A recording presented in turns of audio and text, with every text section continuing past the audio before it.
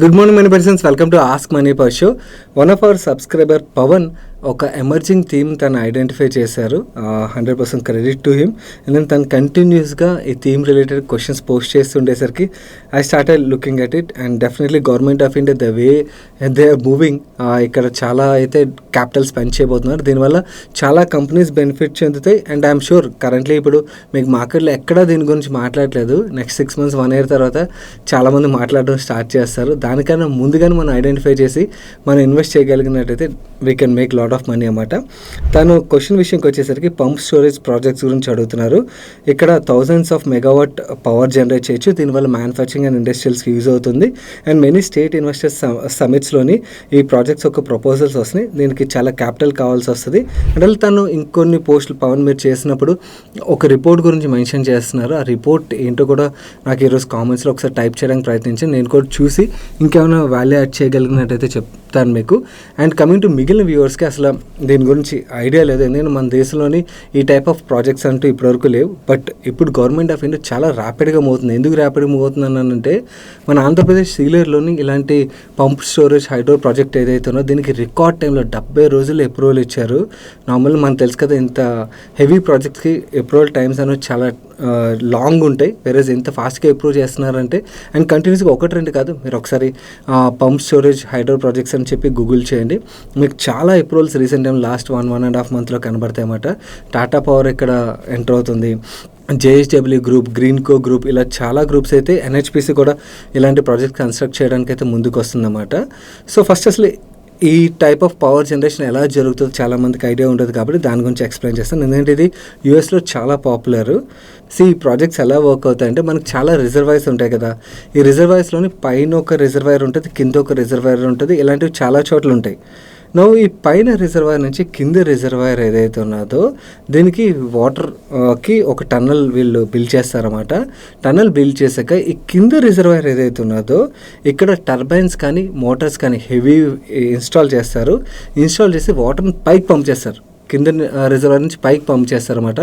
ఈ పంప్ చేయడం ద్వారా పవర్ జనరేట్ అవుతుంది. ఇక్కడ కొంతమందికి డౌట్ రావచ్చు, ఇక్కడ టర్బైన్స్ కానీ మోటార్స్ కానీ వాడతారని చెప్తున్నారు కదా, దానికి మళ్ళీ పవర్ కన్జ్యూమ్ అవుతుంది కదా.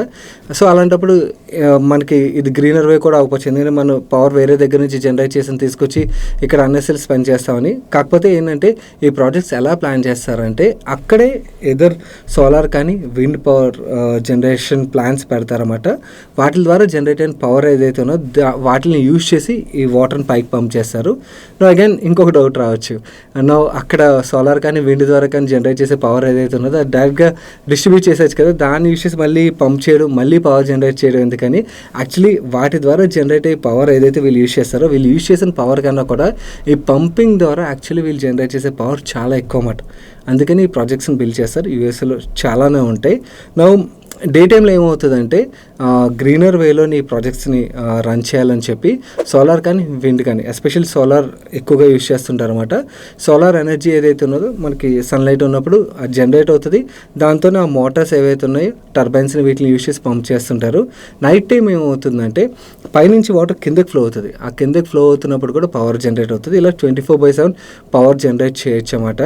ఈ PSH ప్రాజెక్ట్స్లోని ఓపెన్ లూప్, క్లోజ్ లూప్ అని చెప్పి కూడా ఉంటాయి. ఓపెన్ లూప్ అంటే ఏంటంటే పైన రిజర్వాయర్ నుంచి వాటర్ కిందకి ఫ్లో అయిన తర్వాత కింద రిజర్వాయర్ నుంచి మిగిలిన వాటర్ ఏదైతే ఉందో ఆ కిందకి ఇంకా డౌన్వర్డ్ లొకేషన్స్ ఏవైతే ఉన్నాయో వాటికి ఫ్లో అయిపోతుంటుంది. మరి క్లోజ్ లూప్లో ఏంటంటే పైన రిజర్వాయర్ నుంచి కిందకి వస్తుంది, కింద నుంచి పైకి వస్తుంది, అక్కడి నుంచి వాటర్ బయటకు వెళ్ళదు అన్నమాట. సో ఓవరాల్గా ఈ 2 types ఆఫ్ ప్రాజెక్ట్స్ ఉంటాయి. కరెంట్లీ చూసినట్టయితే గవర్నమెంట్ ఆఫ్ ఇండియా చాలా అప్రూవల్స్ అయితే ఇస్తుంది. కానీ ఎవరైతే ఈ ప్రాజెక్ట్స్ కన్స్ట్రక్ట్ చేస్తారో ఇనిషియల్గా వాళ్ళకి లాభం రావడానికి టైం పడుతుంది. ఎందుకంటే చాలా క్యాపిటల్ రిక్వైర్మెంట్ ఎక్కువగా ఉంటుంది. సో అలాంటి కంపెనీస్ కన్నా కూడా వాళ్ళకి ప్రొడక్ట్ సప్లై చేసే కంపెనీస్ ఏవైతున్నాయో వాటి త్రూ ప్లే చేయొచ్చు. ఎందుకంటే వాళ్ళకి ఇమీడియట్గా డబ్బులు అయితే వచ్చేస్తాయి కదా. ఈ ఎంటైర్ ఈకోసిస్టమ్లో ప్లే చేసే కంపెనీస్ ఏవి? మోటార్స్, ఓకే, ఏవైతే హెవీ మోటార్స్ తయారు చేసే కంపెనీస్ ఉంటాయి అవి, టర్బైన్స్ తయారు చేసే కంపెనీస్, అండ్ అలాగే అక్కడ సోలార్ ప్రాజెక్ట్స్ కన్స్ట్రక్ట్ చేయాలి కదా, సోలార్ EPC కంపెనీస్ ఏవైతే ఉన్నాయో. రీసెంట్గా నేను ఒక ఎక్స్చేంజ్ ఫైలింగ్ కూడా చదివినట్టు అనుకుంటున్నాను. NHPC నుంచి జెన్సాల్ ఇంజనీరింగ్ వాళ్ళకి ఇలాంటి ప్రాజెక్ట్ వచ్చినట్టుగా చదివాను. I'm not sure about it, but yes ఇలాంటివి సోలార్ EPC కంపెనీస్ ఏవైతే ఉన్నాయో వాళ్ళు చాలా కంపెనీస్కి అయితే ఇలాంటి ప్రాజెక్ట్స్ అయితే వస్తాయి. ఆ కంపెనీస్ త్రూ ప్లే చేయొచ్చు. అండ్ అలాగే విండ్ రిలేటెడ్ కంపెనీస్ ఏవైతే విండ్ ఎనర్జీ రిలేటెడ్ వర్క్ చేసిన కంపెనీస్ త్రూ ప్లే చేయొచ్చు. అండ్ ఇక్కడ పవర్ జనరేట్ అయిన తర్వాత డిస్ట్రిబ్యూట్ అవ్వాలి కదా, సో చాలా ట్రాన్స్ఫార్మర్స్ రిక్వైర్మెంట్ ఉంటుంది, వైర్స్ రిక్వైర్మెంట్ ఉంటుంది, అండ్ అలాగే పోల్స్ రిక్వైర్మెంట్ ఉంటుంది. అంటే పవర్ డిస్ట్రిబ్యూషన్ స్పేస్లో ఏవైతే కంపెనీస్ ప్లే చేస్తాయో, మీకు రీసెంట్గా మీకు ట్రాన్స్ఫార్మర్స్ రిలేటెడ్గా వీడియో షేర్ చేసినప్పుడు ఎంటైర్ పవర్ వాల్యూ చైన్లో ఎలాంటి ప్రొడక్ట్స్ అయితే యూజ్ అవుతాయని చెప్పాను, అండ్ ఏ కంపెనీస్ ఉంటాయని ఒకసారి ఆ వీడియో చూడండి, మీకు అర్థమైపోద్ది. ఆ కంపెనీస్ అన్నీ కూడా ప్లే అవుతాయి అన్నమాట. బేసికలీ ఎక్కువగా మనం ఫోకస్ చేయాల్సింది ఏంటంటే మోటార్స్ అండ్ టర్బైన్స్ తయారు చేసే కంపెనీస్, అండ్ అలాగే solar EPC related companies, and transformers and అలాగే వైర్స్ తయారు చేసే కంపెనీస్ ఏవైతే ఉన్నాయో ఇవి బాగా బెనిఫిట్ చెంది. This is really interesting thing. మీరు కూడా ఒకసారి వర్క్ చేయడానికి ప్రయత్నించండి. పవన్ గారు, మీరు ఏదైతే రిపోర్ట్ని కోచ్ చేస్తున్నారో ఒకసారి ఆ రిపోర్ట్ గురించి డీటెయిల్గా కామెంట్ సెక్షన్లో రాయడానికి ప్రయత్నించండి. నేను కూడా సర్చ్ చేయడానికి ప్రయత్నిస్తాను. మీ దగ్గర రిపోర్ట్ ఉన్నట్లయితే షేర్ చేయడానికి ప్రయత్నించండి. దాని మీద ఇంకేమైనా ఫర్దర్గా వర్క్ చేసి మీ మొత్తం వ్యూవర్స్ అందరికీ డేటా అయితే షేర్ చేయడానికి ప్రయత్నిస్తాను. మన నెక్స్ట్ క్వశ్చన్ శ్రీకాంత్ గారు అడుగుతున్నారు. యాక్చువల్ శ్రీకాంత్ గారే కాదు, చాలామంది నా క్లోజ్ సర్కిల్లో చాలామంది నుంచి ఇవే క్వశ్చన్స్ వస్తున్నాయి. ఎందుకంటే ఇలాంటి ప్రాజెక్ట్స్ చాలా ఫేమస్ ప్లేస్లో జరుగుతున్నాయి, ఎస్పెషల్లీ ఎయిర్పోర్ట్ దగ్గర కానీ ఇలాంటి చోట్ల జరగడం. అండ్ అలాగే ఇనిషియల్ ఇన్వెస్ట్మెంట్ ఏదైతే వాళ్ళు అడుగుతున్నారో అది లోవర్ అమౌంట్ ఉండడంతో చాలామంది అట్రాక్ట్ అయిపోతున్నారు. Now coming to his question, there are some investment options like buying business space in commercial complexes. Example ఒక కంపెనీ పేరు ఇచ్చారు, I'm skipping it. They are offering rental income for 20 years. What is your opinion on this? And also builders are giving us option for own use or rent the space, which is better. Okay, first question, ఈ business parks అవ్వచ్చు లేదా మీకు shopping మాల్స్లో కూడా ఇలాంటి sales అయితే recent టైంలో జరుగుతున్నాయి. ఏంటంటే వాళ్ళు క్యాపిటల్ అడుగుతుంది, మీకు 20 lakhs పెట్టండి, మీకు కమర్షియల్ స్పేస్లో ఇన్వెస్ట్ చేయొచ్చు, 30 lakhs పెట్టండి, కమర్షియల్ స్పేస్లో ఇన్వెస్ట్ చేయొచ్చు అని మీకు అడ్వర్టైజ్మెంట్లు అయితే ఇస్తున్నారు. ఓకే, కానీ ఇక్కడ ఉన్న రిస్కులు మీకు తెలియదు. చాలామంది ఓన్లీ ఏంటంటే ఆ ప్రాజెక్ట్ జరుగుతున్న లొకేషన్ చూసి అట్రాక్ట్ అయిపోతున్నారు. సో రిస్కులు తెలియకుండా క్యాలిక్యులేషన్స్ చేయకుండా ఇరుక్కుపోతున్నారు. ఎందుకంటే ఒక విషయం చెప్తాను, real estate project any project అండి ఎంటర్ అవ్వడం చాలా ఈజీ. ఎందుకంటే మన దగ్గర డబ్బులు ఉంటే మనం ఆ కంపెనీకి డబ్బులు పే చేసేస్తాం, అయిపోద్ది. ఓకే, కానీ ఎగ్జిట్ అవ్వడం అంత ఈజీ కాదు. ఎందుకంటే కంపెనీస్ మనకు అమ్మినంత ఈజీగా మనం వేరే వాళ్ళకి అమ్మలేం. ఓకే, అది కూడా ప్రాజెక్ట్ రేపు ప్రాబ్లం ఉన్నదనుకోండి, ఎగ్జిట్ ఇంకా పెద్ద తలనొప్పి అయిపోద్ది. నువ్వు ఇక్కడ ఇలాంటి ప్రాజెక్ట్లో ఉన్న బిగ్గెస్ట్ రిస్క్ నేను చెప్తాను. Biggest risk is free hold ఉండదు. ఫ్రీ హోల్డ్ ఉండదు అంటే ఏంటంటే, ఇప్పుడు లెట్సే మీరు ఒక షాపింగ్ మాల్లోని ఒక షాప్ని కొనుక్కున్నారు, లేదా ఒక బిజినెస్ పార్క్లోని ఒక స్పేస్ని కొనుక్కున్నారు. ఆ కొనుక్కున్న తర్వాత మీరు ఎవరికి కావాలంటే వాళ్ళకి రెంట్కి ఇవ్వచ్చు, ఆర్ మీరు ఓన్గా కన్జ్యూమ్ చేయాలని కన్జ్యూమ్ చేయొచ్చు. రేపొద్దు మీరు ఎగ్జిట్ అవ్వాలంటే మీ ఒక్క ముక్కే కాబట్టి మీరు అమ్ముకోవడం ఈజీ అవుతుంది. వేరేజ్ ఇలాంటి ఫ్రీ హోల్డ్ లేని ప్రాపర్టీస్ ఏవైతున్నాయో అక్కడ ఏమవుతుందంటే, వాళ్ళు మీకు మొత్తం ఒక పెద్ద స్పేస్ ఉంటుంది, అందులో మీదో చిన్న ముక్క అంటారు. ఆ ముక్కను మీరు ఎప్పుడూ ఐడెంటిఫై చేయలేరు అన్నమాట. సో ఆ మొత్తం స్పేస్ని వీళ్ళు రెంట్కి కలిపేసి ఇస్తారు ఒక టెనెంట్కి. నవ్వు ఆ టెనెంట్ నుంచి రెంట్ కూడా మీకు డైరెక్ట్ వస్తుంది అంటే లేదు, వీళ్ళు తీసుకుని మీకు యాక్చువల్లీ ఇంత రెంట్ ఇస్తామని చెప్పి ముందుగానే చెప్తారు. ఓకే, ఆ రెంటల్ అమౌంట్స్ ఏవైతే చూపిస్తారో this is a second risk. చాలామంది ఇన్వెస్టర్స్కి basic XIRR and IRR calculations కూడా రావు. దానివల్ల వాళ్ళు ఇనీషియల్గా ఏదైతే రెంటల్ అమౌంట్ ఇస్తామని చూపిస్తున్నారో, ఓకే, అది చూసి అరే ఇంత రెంటల్ వీళ్ళు వర్కౌట్ అయిపోతుంది, I making lot of money అనుకుంటారు. కానీ వాళ్ళు రెంటల్ ఎస్కలేషన్ ఎన్ని ఇయర్స్ చేస్తున్నారో ఒకసారి చూడండి. 4 years 5 years మీకు ఇచ్చేది అదే 10 దగ్గర నుంచి 1 yearకో 2 yearsకో చేసుకుంటారు కదా, బట్ మీకు ఇచ్చేది మాత్రం 4 yearsకో 5 yearsకో చేస్తారు. అలా ఏదైతే 20 year పీరియడ్ క్యాలిక్యులేషన్ చేసినట్టయితే మీకు వర్కౌట్ అయ్యే రెంటల్ ఇల్లు 4 to 5% మించి ఉండదు. ఓకే, సో యాక్చువల్ మీరు నార్మల్ బయట కమర్షియల్ ప్రాపర్టీ కొనుక్కున్నట్టయితే మీకు 78% రెంటల్ ఇల్లు వర్కౌట్ అవుతాయి. వెరస్ ఇలాంటి ఫ్రీ హోల్డ్ లేని ప్రాజెక్టులోని మీకు వర్కౌట్ అయ్యే రెంటల్ ఇల్లు చాలా తక్కువ. In fact those companies will make lot of money. ఎవరైతే మధ్యలో అంటే ప్రాపర్టీ కన్స్ట్రక్ట్ చేసి మీకు ఆ చిన్న ముక్క అమ్మేస్తారు కదా, దాని తర్వాత వాళ్ళు వేరే టెనెంట్కి ఇచ్చుకుంటారు, ఈ మధ్యలో మార్జిన్ వాళ్ళు ఎంజాయ్ చేస్తారు. క్యాపిటల్ మీది, టెనెంట్ వేరే వాడు ఉంటాడు, ఓకే, మధ్యలో వాళ్ళు డబ్బులు సంపాదిస్తుంటారు అన్నమాట. So you lose that margin for sure. Third risk, మీరు ఎగ్జిట్ అవ్వాలని కూడా అంత ఈజీ కాదు. ఎందుకంటే ఫ్రీ హోల్డ్ లేనప్పుడు మనం కొనడం ఓకే, బట్ కానీ రేపు బయర్ని వెతుక్కోవడం అన్నది చాలా కష్టం. ఫ్రీ హోల్డ్ ఉన్న ప్రాపర్టీస్ అమ్మడమే చాలా కష్టం. అది ఫ్రీ హోల్డ్ లేనిది ప్రాపర్టీ అమ్మడం అనేది ఇంకా కష్టం. అండ్ దానికి తోడు రేపొద్దు ఆ ప్రాజెక్ట్లోని టెండెన్స్ పెద్దగా రావట్లేదు, ఏమైనా రిస్క్లు ఉన్నాయనుకోండి, ఆ టైంలోనే ఇంకా మనీ మొత్తం లాక్ అయిపోయినట్టే. So these are the risks. Only just చిన్న అమౌంట్తోని నేను ఒక పెద్ద ఐటీ పార్క్లోని పెద్ద మాల్లోని చిన్న స్పేస్ కొనేస్తున్నాను అని చెప్పి ఆతృతతో చాలామంది కొనేస్తున్నారు రిస్క్లు తెలియకుండా. బట్ ఈ రిస్క్లు కూడా తెలుసుకుని నాకు ఆ 4 to 5% rental yield okay, and నాకు ఫ్రీ హోల్డ్ లేకపోయినా పర్లేదు, నాకు రెంటల్ తక్కువ వచ్చినా పర్లేదు అనుకున్నట్టయితే fine, you can go head with that. Otherwise ఈ రిస్క్లు తెలిసాక మీరు వద్దు అనుకున్నట్టయితే దేనికైనా కూడా ఫ్రీ హోల్డ్ ఉన్న ప్రాజెక్ట్లోనే బై చేయండి. అండ్ నెక్స్ట్ క్వశ్చన్ ఆన్సర్ చేసిన స్మాల్ రిమైండర్ గైస్, వీడియోలో షేర్ చేసిన ఇన్ఫర్మేషన్ మీకు హెల్ప్ఫుల్ అవుతుంది అనిపించినట్టయితే వీడియోని తప్పకుండా లైక్ చేయండి. అండ్ అలాగే రీసెంట్ టైంలో చాలామంది ఇలాంటి ప్రాజెక్ట్స్లో లాక్ అయిపోతున్నారు కాబట్టి ఫ్రెండ్స్ అండ్ ఫ్యామిలీ మెంబర్స్కి ఇన్ఫర్మేషన్ అయితే తప్పకుండా షేర్ చేయండి. మీకు కూడా ఏదైనా క్వశ్చన్ మమ్మల్ని అడగాలనిపించినట్టయితే కింద మిగిలిన వ్యూవర్స్ అయితే ఎలాగ అడుగుతున్నారో అలాగా కంటిన్యూస్గా #AskMoneyPerson రాసి మీ క్వశ్చన్ డీటెయిల్గా రాసినట్టయితే మీ క్వశ్చన్స్ మాకు రీచ్ అవుతాయి.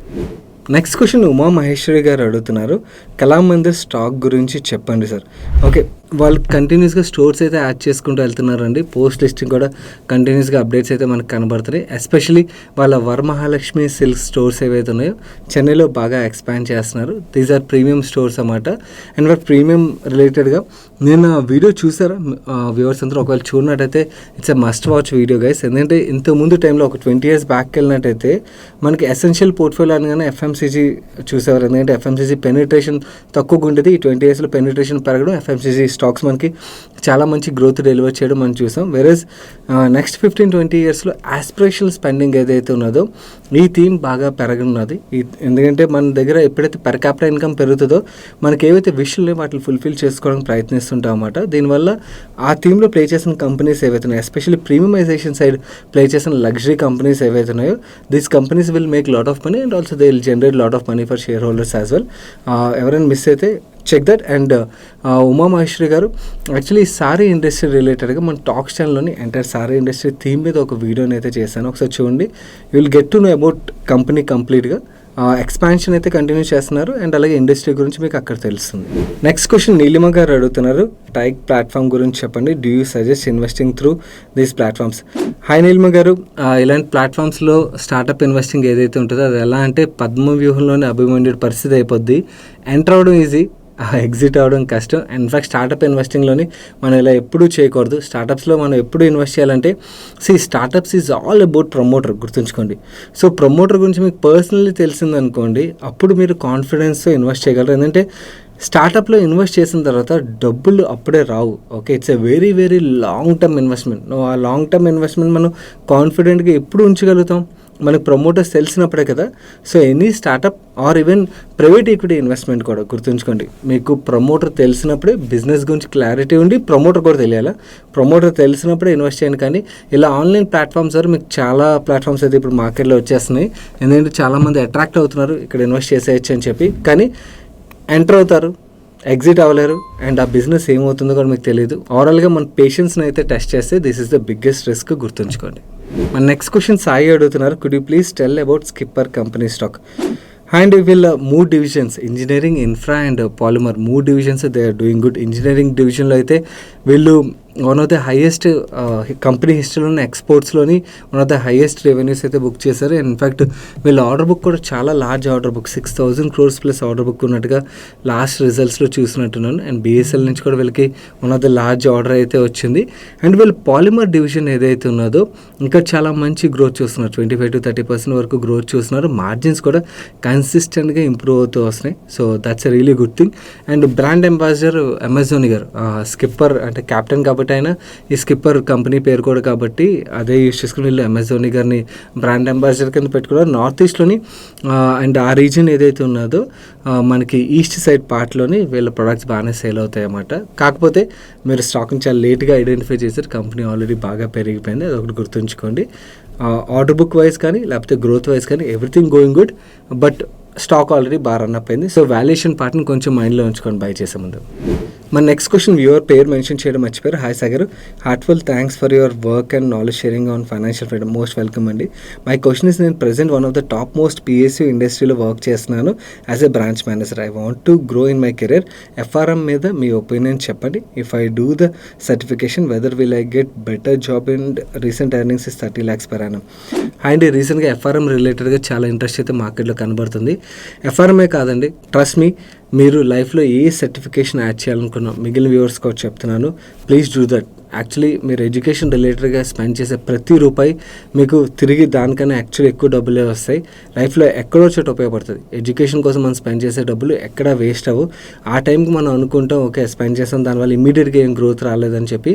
కానీ నేను 100% బిలీవ్ చేస్తాను.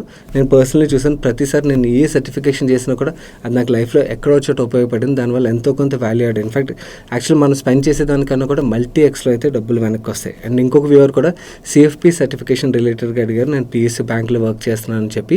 PSU బ్యాంక్లో వర్క్ చేసేటప్పుడు మీకు కొన్ని ప్రమోషన్స్ రిలేటెడ్గా CFP సర్టిఫికేషన్ అడుగుతారు. అప్పుడు మీకు ప్రమోషన్ రిలేటెడ్గా అది ఈజీ అవుతుందని దానికైతే ఉపయోగపడుతుంది. అది మాత్రమే కాకుండా మీ నాలెడ్జ్ లెవెల్ ఓవరాల్గా పెరుగుతుంది. And me personal portfolio manage చేసుకోవడం కూడా మీకు ఎలా మేనేజ్ చేసుకోవాలనేది ఒక క్లారిటీ వస్తుంది. కాకపోతే ఇవి తప్పించి నార్మల్ PSU బ్యాంక్స్లో వర్క్ చేసే వాళ్ళకి ఏంటంటే వాళ్ళు రిటైర్మెంట్ వరకు అక్కడే కంటిన్యూ అయ్యేటట్టయితే దాని రిలేటెడ్ పోస్ట్ రిటైర్మెంట్ ఏమైనా ప్రాక్టీస్ చేయాలంటే వర్క్ హెల్ప్కి రావచ్చు అన్నమాట. సో అలా హెల్ప్ఫుల్ అవుతుంది. కాకపోతే ప్రైవేట్ బ్యాంక్స్లో ప్రైవేట్ NBFCలో వర్క్ చేసే వాళ్ళు మాత్రం డెఫినెట్లీ ఈ సర్టిఫికేషన్స్ చేయడం చాలా ఇంపార్టెంట్. ఎందుకంటే అవి చేసినట్టయితే మీకు కంపెనీస్లో కెరీర్ గ్రోత్ బాగానే ఉంటుంది. బయటకు వచ్చినప్పుడు కూడా మీకు ప్రాక్టీస్ రిలేటెడ్ కూడా ఈ సర్టిఫికేషన్స్ అయితే డెఫినెట్లీ మీ లైఫ్లో ఉపయోగపడతాయి. నెక్స్ట్ క్వశ్చన్ క్రియేటర్ హియర్ అనే హ్యాండిల్ నుంచి వచ్చింది. ఎక్స్ప్లెయిన్ పానిషియా బయోఫాల్, I have 350 stocks. Okay, Panacea Bio విషయంకి వచ్చేసరికి మీరు లాంగ్ టర్మ్ ఫాల్ గురించి అడుగుతున్నారు, రీసెంట్ ఫాల్ గురించి అడుగుతున్నారు, నాకు ఐడియా లేదు. లాంగ్ టర్మ్ పరంగా మాట్లాడుకోవాలంటే కంపెనీ యాక్చువల్లీ క్లోజ్ అయిపోద్ది అనుకున్న కంపెనీది వీళ్ళ బ్యాలెన్స్ షీట్లో డెట్ అంతలా పెరిగిపోయింది. కాకపోతే వీళ్ళ ఫార్ములేషన్ బిజినెస్ ఏదైతే ఉందో దాన్ని మ్యాన్కైండ్ కంపేసాక వీళ్ళకి 1800 crores ఏదైతే క్యాపిటల్ వచ్చిందో అది కంపెనీ బతకడానికి అయితే హెల్ప్ఫుల్ అవుతుంది. సో దాంతో అప్పులు తీర్చారు. సో ఇప్పుడు డెట్ ఫ్రీ కంపెనీ అయిపోయింది. అండ్ అలాగే వీళ్ళ వ్యాక్సిన్ బిజినెస్ ఏదైతే ఉన్నదో అక్కడ నుంచి కూడా ప్రాఫిట్స్ డెలివర్ చేస్తామని అయితే లాస్ట్ యాన్యువల్ రిపోర్ట్లో మేనేజ్మెంట్ అయితే చెప్తున్నారు. మార్కెట్ కూడా FY25 అంటే నెక్స్ట్ ఫైనాన్షియల్ ఇయర్లో వీళ్ళు 80 to 100 crores positive Pat generate చేస్తారని ఎక్స్పెక్టేషన్తో ఉన్నది. ఒకవేళ అలా జనరేట్ చేయగలిగినట్టయితే క్లియర్ టర్న్ అరౌండ్ అవుతుంది కంపెనీ. లెట్స్ సీ, మీకు ఎలాగా కూడా నెక్స్ట్ ఇయర్లోని ఫస్ట్ క్వార్టర్ నుంచి నెంబర్స్ వస్తున్న కొద్దీ మీకు అర్థమైపోతుంది అన్నమాట క్లియర్లీ అట్రాక్షన్ కనబడుతుందా లేదా అన్నది. అండ్ రీసెంట్ ఫాల్ గురించి మాట్లాడితే సీరం ఇన్స్టిట్యూట్ ఉన్నది కదా, పూనావాలా గారి కంపెనీ, వాళ్ళు ఈ కంపెనీలో one of the large investors అన్నమాట. వాళ్ళు ఆఫ్లోడ్ చేస్తున్నారు, కంప్లీట్ ఎగ్జిట్ అయిపోయారు. సో వాళ్ళ సెల్లింగ్ ఏదైతే ఉన్నదో one of the largest selling, అది ప్రెషర్ క్రియేట్ చేసిందని అయితే నేను అనుకుంటున్నాను. నా దగ్గర సండే ఫండే సజెషన్ విషయంకి వచ్చేసరికి స్టాక్ మార్కెట్ ఎంతూజియాస్ట్లు ఎవరైతే ఉంటారో it's a must watch movie. నెట్ఫ్లిక్స్లోని డమ్ మనీ అని చెప్పి స్ట్రీమ్ అవుతుంది. గేమ్ స్టాప్ మనకి తెలుసు కదా, పోస్ట్ కోవిడ్ స్టాక్లో సూపర్ రన్ అయింది. యాక్చువల్లీ ఈ ఇన్సిడెంట్ ఏదైతే ఉన్నదో first time in the history, stock market హిస్టరీలోని మేజర్లీ పెద్ద లార్జ్ ఫండ్స్ అండ్ అలాగే హెడ్జ్ ఫండ్స్, మ్యూచువల్ ఫండ్స్ ఇవన్నీ ఏంటంటే మేనేజ్ చేసే వాళ్ళు కానీ ఓనర్స్ కానీ ఎలా అనుకుంటారంటే రీటైల్ మనీ డమ్ మనీ అనుకుంటారు. That is changing clearly. Recent టైంలో చూసినట్టయితే yes still lot of people company యొక్క ఫండమెంటల్స్ తెలియకుండా ఇన్వెస్ట్ చేస్తుంటారు. కానీ దే ఆర్ మెనీ పీపుల్ వాళ్ళు నేర్చుకుని ఓకే కంపెనీస్ని యాక్చువల్లీ ఇన్స్టిట్యూట్స్ కన్నా ముందుగానే పిక్ చేస్తున్నారు. బట్ ఏదైతే ఈ థింకింగ్ ఉన్నదో ఈ థింకింగ్ వల్ల ఇన్స్టిట్యూట్స్కి యాక్చువల్ రీటైల్ అలా చుక్కలు చూపించారు. ఇది ప్రాక్టికల్ జరిగింది, ఇది అండ్ రీసెంట్గా జరిగిన ఇన్సిడెంట్ ఇది. దాన్ని మొత్తం క్లియర్గా చూపిస్తారు. అండ్ ఇన్ఫ్యాక్ట్ ఇన్స్టిట్యూట్స్ ఒకవేళ తొక్కేయాలనుకున్నట్టయితే ఎలా తొక్కేస్తారు చిన్న ఇన్వెస్టర్లు అన్నది కూడా మీకు ఇందులో కనబడుతుంది. వెరీ గుడ్, వర్త్ వాచింగ్ అన్నమాట. కాకపోతే పిల్లలు ఉన్నప్పుడు అవాయిడ్ చేయండి, ఎందుకంటే లాంగ్వేజ్ అండ్ కొన్ని చోట్ల కొంచెం తేడాగా ఉంటుంది. అదర్వైజ్ ఓవరాల్గా it's a good movie to watch. And ఇంకొక సజెషన్, మన రూపీ ఎలా పుట్టింది అండ్ రూపీ యొక్క జర్నీ పార్ట్ ఏదైతే ఉన్నదో చాలామంది తెలిసి ఉండదు. తప్పకుండా ఒకవేళ తెలియనట్టయితే దీని రిలేటెడ్గా మనకి 26 రోజు ఈ వీడియోని అయితే రిలీజ్ చేస్తాం మన టాక్ ఛానల్లోని. చూడండి, మీరు చూడడం మాత్రమే కాకుండా ఫ్యామిలీకి పిల్లలకు చూపించండి, చాలా ఇంట్రెస్టింగ్ డేటా పాయింట్స్ అయితే తెలుస్తాయి. నెక్స్ట్ క్వశ్చన్ గోవర్ధన్ గారు అడుగుతున్నారు, can you please throw some light about Procter & Gamble hygiene and health care limited stock ROC ROE both are really good, 101%, 80%, and stock 52 week high cross చేసుకుంటూ వెళ్తుంది. And Pat బాగుంది, liabilities తక్కువనే, 70% promoters దగ్గర ఉన్నాయి. Can we invest now, can you throw some light on it? Hi అండి, సి company పరంగా it's a fantastic company, అసలు no doubt. They have very big brands, they return ratios are really good. Even promoters రిలేటెడ్గా కూడా మనకి ఆ risk ఉండదు, ఎందుకంటే ప్రమోటర్స్ వాళ్ళు డబ్బులు వెనక్కి తీసుకెళ్ళాలి కాబట్టి. మనకి ఇక్కడ లోకల్లో ఏమైనా ఫ్రాడ్లు చేస్తారంటే ఎంఎన్సీ కంపెనీస్ అవి చేయవు కాబట్టి డెఫినెట్లీ ఆల్వేస్ ఎంఎన్సీ కంపెనీస్ అందుకనే మనకి హైయర్ మల్టిపుల్స్లో ట్రేడ్ అవుతూ ఉంటాయి. కాకపోతే కంపెనీ కన్నా కూడా మన గురించి మనం అర్థం చేసుకోవడం చాలా ఇంపార్టెంట్ యాజ్ ఎ ఇన్వెస్టర్. మనం డైరెక్ట్ స్టాక్స్లో ఇన్వెస్ట్ చేస్తున్నాం అనుకోండి, అప్పుడు మనం మ్యూచువల్ ఫండ్లో ఇన్వెస్ట్ చేస్తే మనకి ఎటువంటి రిస్క్ ఉండదు, అంటే మార్కెట్ రిలేటెడ్ రిస్క్ ఉండదు అని చెప్పట్లేదు. కాకపోతే మనం కంపెనీని రీసెర్చ్ చేయడం, కంపెనీని ట్రాక్ చేయడం, ఇలాంటి తలనొప్పులన్నీ మనకు ఉండవు కదా, ఒక ఫండ్ మేనేజర్ చూసుకుంటాడు. అవునా, మనం డైరెక్ట్గా ఇన్వెస్ట్ చేస్తున్నాం అంటే ఆ రిస్క్ అంతా మన మీద మనం తీసుకున్నాం. సో అలాంటప్పుడు మనకి మ్యూచువల్ ఫండ్లో వచ్చే రిటర్న్ కన్నా కూడా మనం డైరెక్ట్ స్టాక్లో ఇన్వెస్ట్ చేసినప్పుడు వచ్చే రిటర్న్ ఏదైతే ఉందో అది ఎక్కువ రిటర్న్ వస్తుంది అనుకోండి, then it is worth taking that risk. Okay, నేనైతే ఇలా ఆలోచిస్తాను. ఇలాంటి కేసులోని మనకి కంపెనీ మంచిదైతేనే సరిపోదు. ఓకే, మనకి వాల్యుయేషన్స్ కూడా అట్రాక్టివ్ జోన్లో ఉండాలి, అప్పుడే actually you can make more money then your fund అన్నమాట. అదర్వైజ్ మార్కెట్లో well known company and well known brands ఉన్న కంపెనీ వీళ్ళ రిటర్న్ రేషియోస్ ఆల్రెడీ బాగుంటాయని తెలిసినప్పుడు మీకు వాల్యుయేషన్స్ కూడా అంతలోనే ట్రేడ్ అవుతుంటాయి. సో మనకి ఆల్ఫా అన్నది ఉండదు అన్నది నా వ్యూ. మీకు నాకు పర్లేదు అయినా కూడా నాకు ఇండెక్స్ కైండ్ ఆఫ్ రిటర్న్ వస్తే చాలు, నాకు మంచి క్వాలిటీ కంపెనీలో ఉండాలి, డివిడెంట్ వస్తే సరిపోద్ది అనుకున్నట్టయితే yes, it's a good company, no doubt. But అలా కాదు, మీ యాజ్ ఏ ఇన్వెస్టర్ రిటర్న్ ఎక్స్పెక్టేషనే నేను స్టాక్స్లో ఇన్వెస్ట్ చేస్తున్నాను, నాకు ఆల్ఫా కావాలి, I should make good money అనుకున్నట్టయితే మాత్రం ఇలా హై వాల్యుయేషన్స్లో ఉన్న కంపెనీస్ కన్నా కూడా try to find out good companies at a reasonable or lower valuation అండి. That is where you can make more money than funds. And in fact ఈ FMCG companies కన్నా కూడా కన్స్యూమర్ డిస్క్రిషనరీ ఏదైతే ఉన్నదో ఇక్కడ ఫోకస్ చేయడానికి ప్రయత్నించండి. నిన్న మన వీడియో ఏదైతే ఉన్నదో this is a space where actually మనకి గ్రోత్ వస్తుంది. ఆల్రెడీ ఎఫ్ఎంసీజీ పెనిట్రేషన్ అయిపోయింది, వాళ్ళ ఏదైతే గ్రోత్ ఉందో లాస్ట్ 20 yearsలో ఆ పెనిట్రేషన్ వల్ల గ్రోత్ రావడం, మనకి స్టాక్ ప్రైస్లు పెరిగిపోవడం అన్నీ చూసాం కదా. నా ఇక్కడ నుంచి కన్స్యూమర్ డిస్క్రిషనరీ సైడ్ పెద్ద బ్రాండ్స్ ఏవైతే ఆల్రెడీ బ్రాండ్స్ ఉన్నావు కానీ లేకపోతే బ్రాండ్స్ ఎవరైతే బిల్డ్ చేస్తారో they definitely make money. So నిన్న వీడియో ఎవరైతే చూడదో ఒకసారి చూడండి, you will get to no ఈ స్పేస్లో మనం ఎక్కడ ప్లే చేయొచ్చు అన్నది. మన నెక్స్ట్ క్వశ్చన్ కిషోర్ గారు అడుగుతున్నారు, సాగర్ రైల్వే స్టాక్స్ కరెక్షన్ వస్తే ఇన్వెస్ట్ చేయాలని 6 months నుంచి వెయిట్ చేస్తున్నాను, కానీ మార్కెట్ కరెక్ట్ అవుతుంది బట్ రైల్వే స్టాక్స్ కరెక్ట్ అవ్వడం లేదు, అనలిస్టులు కూడా వాల్యుయేషన్స్ హై అని చెప్తున్నారు, ఈ లెవెల్లో ఇన్వెస్ట్ చేయాలా లేకపోతే స్టాక్ మ్యానిపులేట్ అవుతున్నాయా అర్థం కావట్లేదు, కొంచెం చెప్పగలరా? కిషోర్ గారు, ఏవైతే పిఎస్యు రైల్వే స్టాక్స్ ఉన్నాయో and especially government of India ఒక స్టేక్ ఎక్కువగా ఉండి మార్కెట్లో లో ఫ్లోట్ ఉన్నదో అలాంటి స్టాక్స్లో క్లియర్లీ మ్యానిపులేషన్ అయితే జరుగుతుందండి. యాక్చువల్లీ వాటి వాల్యుయేషన్ కాదు, యాక్చువల్ నెక్స్ట్ 10 yearsలో ఏవైతే ఎర్నింగ్స్ ఉంటాయో అవన్నీ కూడా ప్రైజ్ ఇన్ అయిపోయి ఇంకా పెరిగిపోతున్నాయి అన్నమాట. So that's a risk currently చూసినట్టయితే. ఫర్ షూర్ బబుల్ అయితే మార్కెట్లో ఎక్కడ ఉన్నదంటే నేను ఇక్కడే ఉన్నదని చెప్తాను అనమాట. ఈ లో ఫ్లోట్ స్టాక్స్లో ఏంటంటే రీసెంట్ టైంలోని లాస్ట్ 1 to 2 monthsలో మీరు కావాలంటే లాస్ట్ టాస్క్లో ఆన్సర్ చేశాను, ఐఆర్ఎఫ్సిది మీరు టోటల్ షేర్ హోల్డర్స్ ఒక కౌంట్ ఎంత పెరిగిందో చూడండి, మీకు అర్థమవుతుంది. ఇంత పెరిగిపోయిన తర్వాత స్టాక్ ప్రైస్ ఇప్పుడైతే చాలామంది ఇంకా పెరిగిపోద్దని ఆశ ఎంటర్ అవుతున్నారు ఈ వాల్యుయేషన్లోని. ఐఆర్ఎఫ్సే కాదు, ఓవరాల్గా ఏదైతే పిఎస్యూస్లో లో ఫ్లోట్ పిఎస్యూస్ ఏవైతే this is where clear manipulation అయితే జరుగుతుంది. సో ఈ మ్యానిపులేషన్ పైకి ఎంతవరకు తీసుకెళ్తారో తెలియదు. లో ఫ్లోట్ ఉన్నప్పుడు ఏమవుతుందంటే పైకి తీసుకెళ్ళడం ఈజీ, కిందకి పడేయడం ఈజీ. వాళ్ళు నెమ్మదిగా పైకి తీసుకెళ్తున్నప్పుడల్లా ఆఫ్లోడ్ చేసుకుంటూ వస్తారు, వాళ్ళు లాస్ట్ టేక్ ఏదైతే ఉందో ఒక్కసారి అమ్మేస్తారు, దెన్ ఇంకా కిందకి ప్యానిక్లోని ఇలా ఏది బిజినెస్ గురించి ఐడియా లేకుండా ఎంటర్ అయిన వాళ్ళు ఉంటారు. ఏది బిజినెస్ గురించి తెలియకుండా ఇన్వెస్ట్ చేస్తారంటే లాస్ట్ టాస్క్లో ఐఆర్ఎఫ్సి గురించి ఆన్సర్ చేశాను కదా, చాలామంది ఐఆర్ఎఫ్సి గురించి పీబీ ఎందుకు క్యాలిక్యులేట్ చేస్తున్నారు, మీరు తప్పు చేశారు, you have to see P E చెప్పి చాలామంది అన్నారు కామెంట్ సెక్షన్లో. యాక్చువల్లీ ఎన్బిఎఫ్సి బ్యాంక్స్ మనం చూడాల్సింది పీఈ కాదు.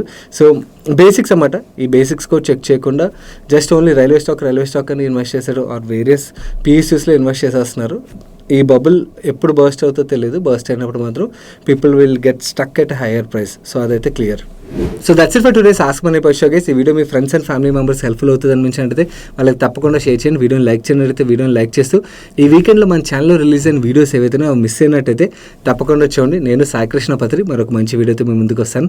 Till then bye bye, take care.